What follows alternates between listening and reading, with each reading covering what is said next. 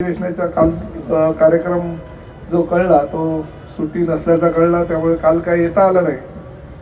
आणि मी पूजाताईला विचारलं आपला दादूच कधी आहे, तर रविवारी. म्हणलं रविवारी जायला पाहिजे, कारण सोनं 12,000 रुपये आज वाढलंय. आता गेल्या अनेक वर्षापासून मी दादूसला ओळखतो, आणि जेव्हापासून ओळखतो तेव्हा दादूची ती रिव्हॉल्वर स्मिथ अँड वेसन, हां बरोबर, स्मिथ अँड वेसन कंपनी, आणि दादूचं हे सोनं. ते जेव्हा सोन्याची किंमत 20-22 हजार रुपये होती तेव्हापासून मी ओळखतो. आता किती झाली? 1,75,000. म्हणजे विचार करा की दादूची आमची दोस्ती किती जुनी आहे.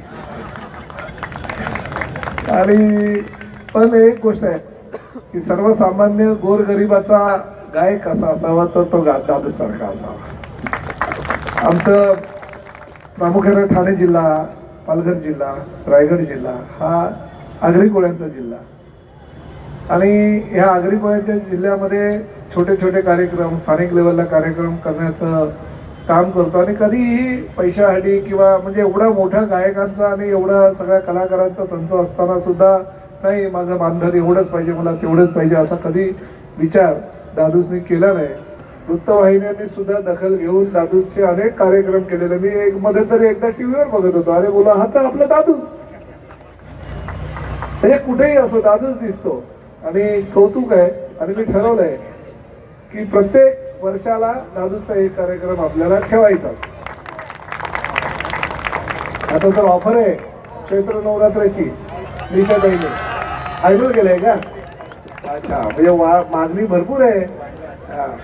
ते मानधन कमी करू नका. सोन्याचा भाव वाढल्या म्हणून बिचारा दादूचा पण भाव वाढायला पाहिजे आता, कारण तसं करायला पाहिजे. कारण शेवटी कलाकारांचं मानधन आणि कलाकारांचं मानधन राज्याच्या सत्तेतले सहभागी म्हणून किंवा आमदार खासदारांनी नाही करायचं तर कोणी करायचं मला सांगा. त्यामुळे आम्ही निश्चितपणे मान सन्मान ठेवू. मीरा भाईंदर शहरातील जनतेचं गेल्या अनेक वर्षापासूनचं प्रताप सरनाईकवरचं प्रेम अबाधित आपण ठेवलं. खूप प्रेम गेल्या 20 वर्षापासून आपण प्रताप सरनाईकवर करताय, शिवसेनेवर करताय. शिवसेना प्रमुख आदरणीय बाळासाहेबांच्या विचारानं चालणारे शिवसैनिक म्हणून मीरा भाईंदरचे कमी झालं नाही. आज एकनाथ शिंदे साहेबांच्या माध्यमातून गेल्या अनेक वर्षापासून काम करत असताना गेल्या 3 वर्षामध्ये 3,000 कोटीपेक्षा जास्तचा निधी एकनाथ शिंदे साहेबांनी मुख्यमंत्री असताना आपल्या कार्यकाळामध्ये या शहराच्या विकासासाठी दिला.